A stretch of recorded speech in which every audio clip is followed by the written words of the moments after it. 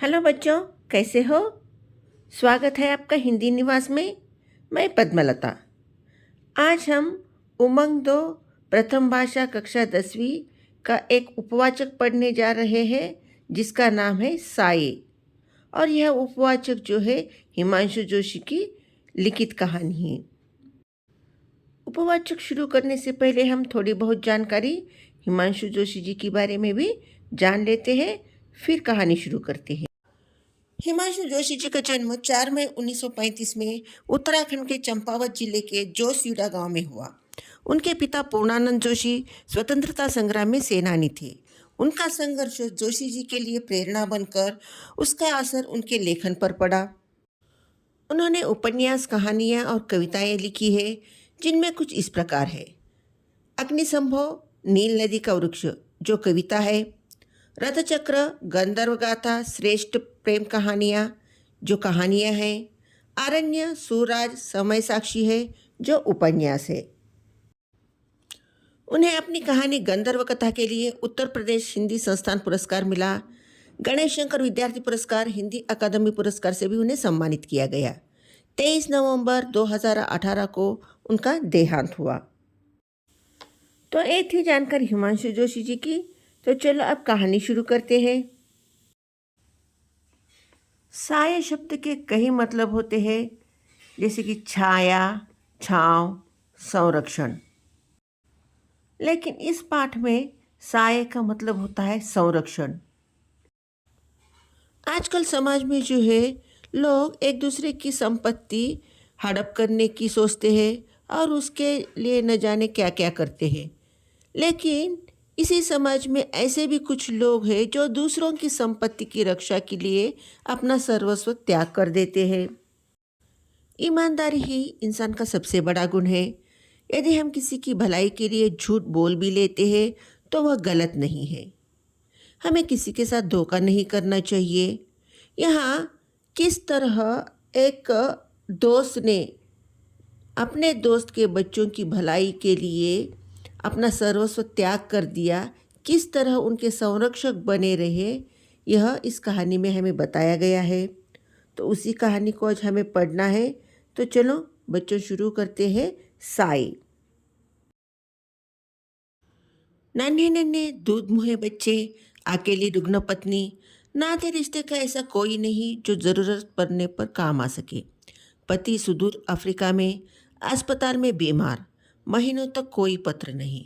हर रोज़ वे रंग बिरंगे टिकटों वाले पत्र की राह देखते, परंतु डाकिया भूल से भी इधर झांकता न था। यह एक ऐसे आदमी की कहानी है जो दूर अफ्रीका में अस्पताल में बीमार है और उसके घर वाले जो भारत में रहते हैं, तो उनकी घर की दशा किस तरह है यह यहाँ पे बताया गया है। उसके घर में जो है छोटे छोटे बच्चे थे और पत्नी थी जो बीमार थी, रुग्ण रुग्ण यानी बीमार। और ऐसा कोई रिश्तेदार नहीं था जो ज़रूरत पड़ने पर आकर उन लोगों की मदद कर सके। महीनों से अफ्रीका से कोई पत्र नहीं आया था। घर में जो है बच्चे और उनकी पत्नी जो है उनके पत्र का इंतज़ार कर रहे थे। हर रोज़ वे रंग बिरंगे टिकट वाले पत्र की राह देखते, परंतु डाकिया भूल से भी इधर झांकता न था। घर में पत्नी और बच्चे जो है रोज़ पत्र का इंतज़ार करते थे। बच्चे सोचते थे कि आज मेरे पिता का पत्र आएगा, पत्नी सोचती थी कि मेरे पति आज पत्र भेजेंगे, लेकिन कोई फ़ायदा नहीं था। एक भी पत्र नहीं मिला था। हाँ, बहुत लंबे अरसे के बाद एक दिन एक पत्र मिला। बड़ा अजीब सा था यह, बहुत करुण, बहुत दर्द भरा। नैरोबी के किसी अस्पताल से लिखा था। रंग भेद के कारण पहले यूरोपियन लोगों के अस्पताल में जगह नहीं मिली, किंतु बाद में कुछ कहलवाने पर स्थान तो मिला, पर इस अनावश्यक विलंब के कारण रोग काबू से बाहर हो गया है। डॉक्टरों ने ऑपरेशन की सलाह दी है, किंतु उसमें भी अब सार लगता नहीं। चंद दिनों की मेहमानदारी है, उसके बाद तुम लोगों का क्या होगा कुछ सूझता नहीं।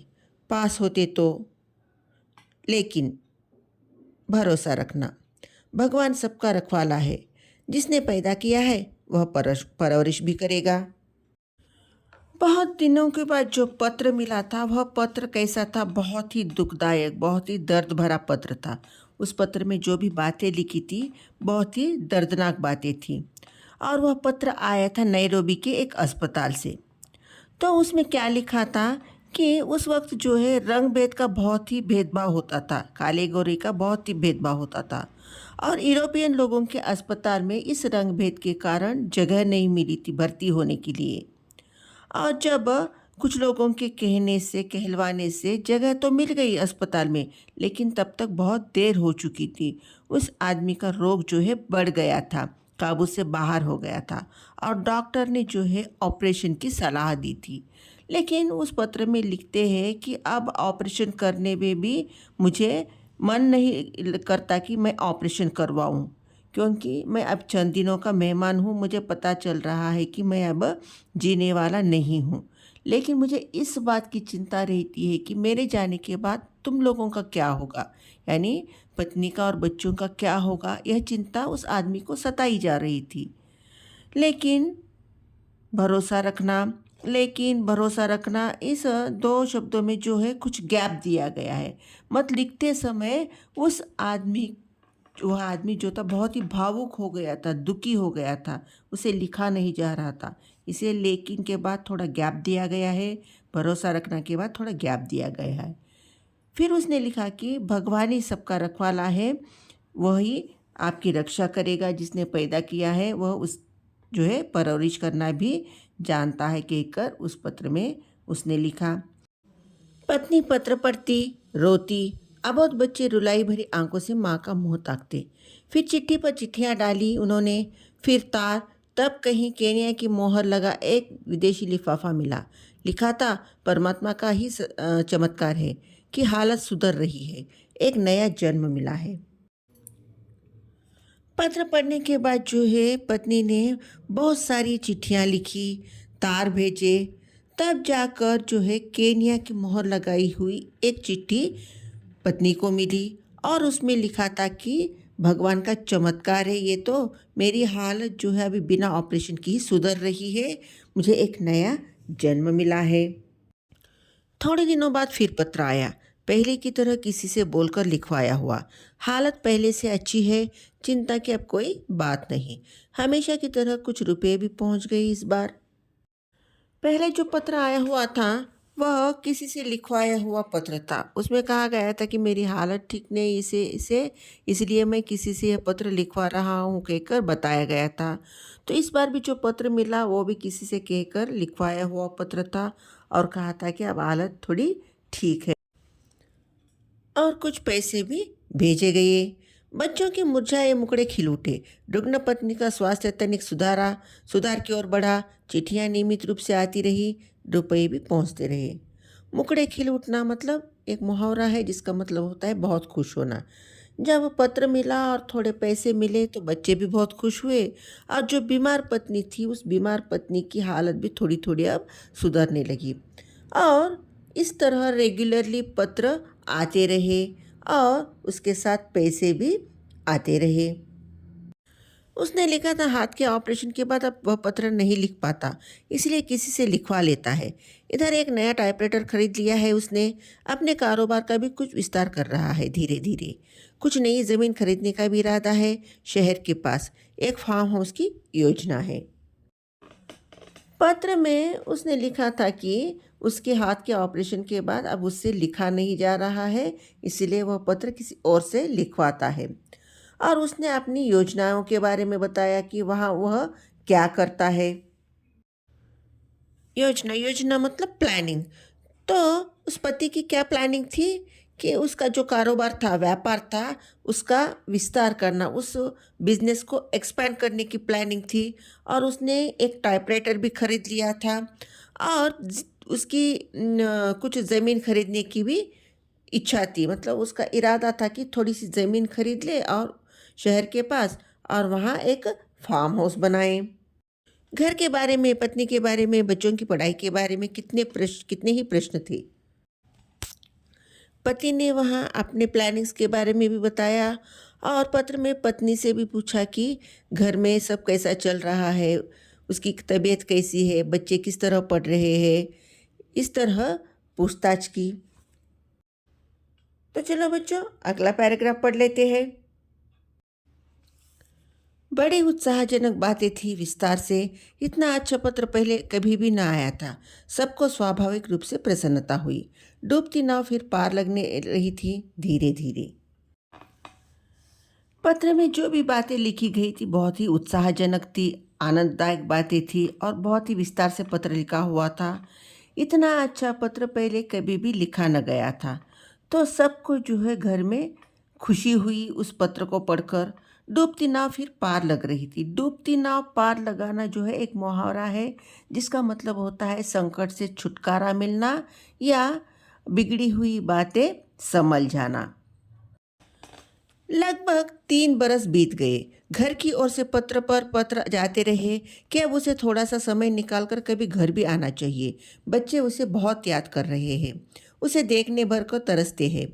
जो जो हिदायतें चिट्ठियों में लिखी रहती है उनका अक्षरशः पालन करते हैं। माँ को किसी किस्म का कष्ट नहीं देते, कहना मानते हैं, पढ़ने में बहुत मेहनत करते हैं। अज्जू कहता है कि बड़ा होकर वह भी पापा की तरह अफ्रीका जाएगा, इंजीनियर बनेगा, पापा के साथ खूब काम करेगा। अब वह पूरे 12 साल का हो गया है, छठी कक्षा में सबसे अव्वल आया है। मास्टर जी कहते हैं कि उसे वजीफ़ा मिलेगा, उसी से अपनी आगे की पढ़ाई जारी रख सकता है।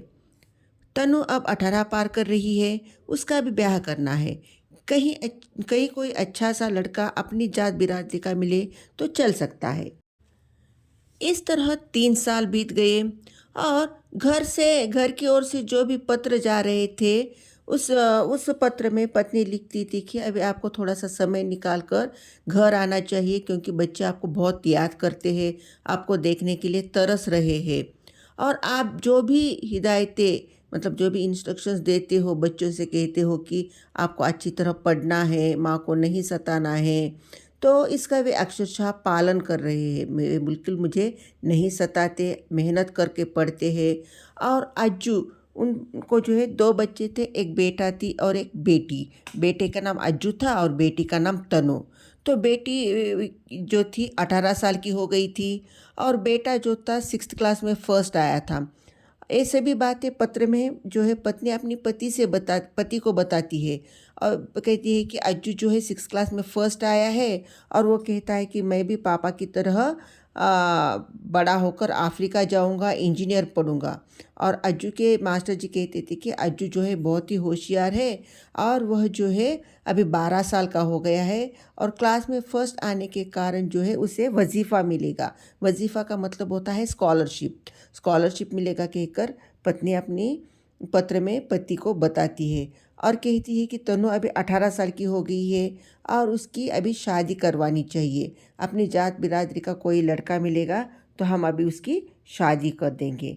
इस तरह पत्रों में वह अपनी पति से जो है अपनी सारी मन की बातें बताती है। चिट्ठी के जवाब में बहुत सी बातें थी।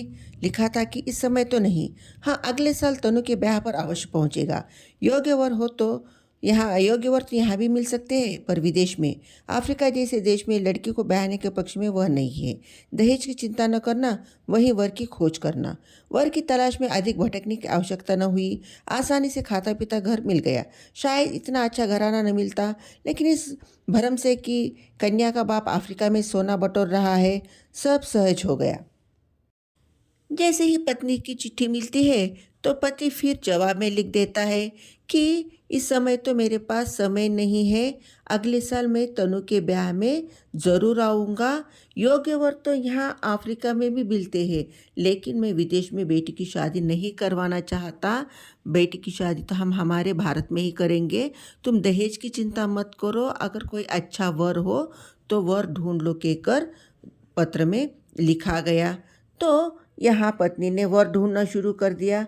वर ढूंढने के लिए मतलब दूल्हे को ढूंढने के लिए ज़्यादा मेहनत नहीं करनी पड़ी। अच्छा सा खाता पीता घर मिल गया, क्योंकि लड़के वालों को पता चला कि बेटी का पिता जो है अफ्रीका में जो है धन बटोर रहा है। धन बटोरना एक मुहावरा है जिसका मतलब होता है बहुत पैसे कमाना। तो बेटी का पिताजी जो है अफ्रीका में अच्छा खासा कमा लेता है, इसीलिए अच्छा सा घर मिल गया बेटी की ब्याह के लिए। शादी की तिथि निश्चित हो गई। नैरोबी से पत्र आया कि वह समय पर पहुंच रहा है।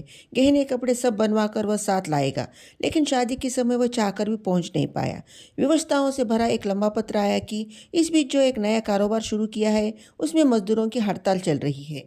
ऐसे संकट के समय में यह सब छोड़कर वह कैसे आ सकता है। हाँ, गहने कपड़े और रुपये भिजवा दिए हैं। वर वधू के चित्र उसे अवश्य भेजें, वह प्रतीक्षा करेगा। खैर, ब्याह हो गया धूमधाम के साथ। विवाह के सारे चित्र भी भेज दिए। अज्जू ने इस वर्ष कई इनाम जीते। हाई स्कूल की परीक्षा में जिले में सर्वप्रथम रहा, खेलों में भी पहला। बहुत से सर्टिफिकेट मिले, वजीफा मिला।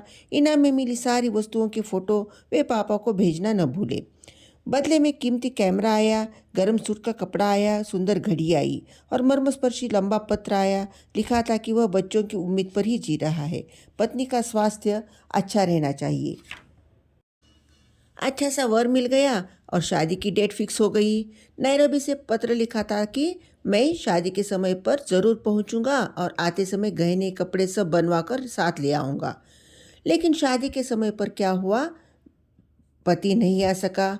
उसके बदले में एक पत्र आया कि एक जो मैंने नया कारोबार शुरू किया है उस कारोबार में जो है कुछ प्रॉब्लम आ गई है और मजदूर ने हड़ताल कर ली है। हड़ताल का मतलब होता है स्ट्राइक। तो जब फैक्ट्री में स्ट्राइक चल रही हो, ऐसे मुश्किल समय में मैं पूरा बिजनेस छोड़कर कैसे आ सकता हूँ, इसलिए मैं नहीं आ रहा हूँ कहकर पत्र में लिखा गया। लेकिन गहने और शादी के कपड़े जो है वह भेज दिए गए और कहा गया कि शादी के बाद जो है वर वधू के फ़ोटो ज़रूर भेज देना। तो शादी तो धूमधाम से हो गई और उसके जो फ़ोटो थे वह भी भेजे गए। और फिर अज्जू ने जो है उस वर्ष कई इनाम, कई प्राइज़ जीते थे। हाई स्कूल की परीक्षा में वह जो है डिस्ट्रिक्ट लेवल में फर्स्ट आया था और उसे जो है स्कॉलरशिप मिली, सर्टिफिकेट मिले और उसके जो सारे फ़ोटोज़ थे उसने अपने पापा को भेज दिए। जब वह फ़ोटो देखे तो वहाँ से जो है एक कैमरा भेज दिया गया, अच्छा सूट का कपड़ा भेज दिया गया, एक सुंदर घड़ी भेज दी गई और एक उसके साथ में लेटर भी भेज दिया गया। और लेटर जो था बहुत ही मर्मस्पर्शी था। मर्मस्पर्शी का मतलब होता है मन को छू लेने वाली। तो उस पत्र में वो जो पत्र था बहुत ही, उसमें जो बातें थी मन को छू लेने वाली थी। उस पत्र में क्या लिखा था कि बच्चों की उम्मीद पर ही वह जी रहा है। पत्नी का स्वास्थ्य अच्छा रहना चाहिए।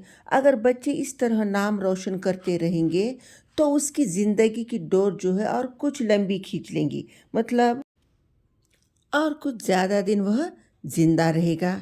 और पत्र में लिखा गया कि ये जो सारा बिजनेस है, जो कारोबार है, सब बच्चों के लिए तो है, पर अनेक वादे करने पर भी घर आना संभव न हो पाता।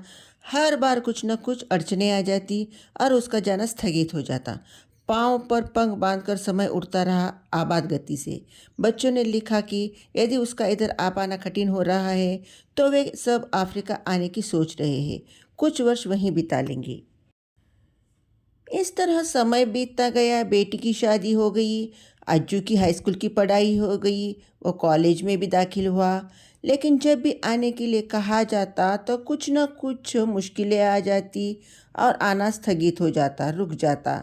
वहाँ से पत्र आता कि कोई ना कोई कठिनाई है। तो यहाँ बच्चों ने लिखा कि अगर आपको यहाँ आना नहीं हो रहा है तो हम सब लोग कुछ दिन के लिए अफ्रीका आ जाते हैं, साथ मिलकर वहीं पे रहेंगे। उत्तर में केवल इतना ही था कि काम बहुत बढ़ गया है। नैरोबी, मोम्बासा के अलावा अन्य स्थानों पर भी उसे नियमित रूप से जाना पड़ता है। यहाँ विश्वास के आदमी मिलते नहीं, इसलिए उसे स्वयं ही खटना पड़ता है। यहाँ की आबोहवा, बच्चों की पढ़ाई, अनेक प्रश्न थे। आज जो जब तक अपनी पढ़ाई पूरी नहीं कर लेता तब तक कुछ नहीं हो सकता। समय निकाल कर कभी वह स्वयं घर आने का प्रयास करेगा। बच्चों की बहुत याद आती है, घर की बहुत याद आती है, लेकिन विवशता है, क्या किया जाए। जैसे ही बच्चों ने पत्र भेजा कि हम लोग कुछ दिन के लिए अफ्रीका आ जाते हैं, मिलकर रह लेंगे, तो उत्तर में केवल इतना ही आया कि बिज़नेस जो है बहुत ही बढ़ गया है और वह सिर्फ अब नैरोबी में ही नहीं बल्कि बिज़नेस के लिए कई जगह घूम रहा है, क्योंकि यहाँ विश्वास के आदमी नहीं मिलते, इसलिए सारा काम खुद को संभालना पड़ता है। और यहाँ का जो हवा पानी है, जो जो भी वहाँ का जो एटमॉस्फेयर है, वह बच्चों के लिए सूट नहीं होगा। बच्चों की पढ़ाई मुश्किल हो जाएगी, इसीलिए जब तक अज्जू की पढ़ाई पूरी नहीं हो जाती तब तक कुछ नहीं हो सकता। मैं ही समय निकाल कर आने की कोशिश करूँगा, कहकर उत्तर में लिखा गया। और मुझे भी बच्चों की और घर की बहुत याद आती है, लेकिन क्या करें, मजबूरी है, कहकर पत्र में लिखा गया। तो बच्चों, ये कहानी यहीं रोक लेते हैं। हम पार्ट 2 में जो है अज्जू किस तरह अपनी पढ़ाई पूरी करके अपने पापा को सरप्राइज़ देने अफ्रीका जाता है, और अफ्रीका जाने के बाद उसे किस तरह की सच्चाई का सामना करना पड़ता है, ये हम अगली वीडियो में देखेंगे। मैं तुरंत ही अगला वीडियो भी अपलोड कर दूंगी, तो पार्ट 2 भी देखना न भूलिएगा। और यह पार्ट आपको क्या कैसे लगा, ये ज़रूर कमेंट करके बताइएगा। अगर आपको वीडियो अच्छा लगता है तो लाइक, शेयर एंड सब्सक्राइब। तो अगले वीडियो में मिलते हैं। धन्यवाद।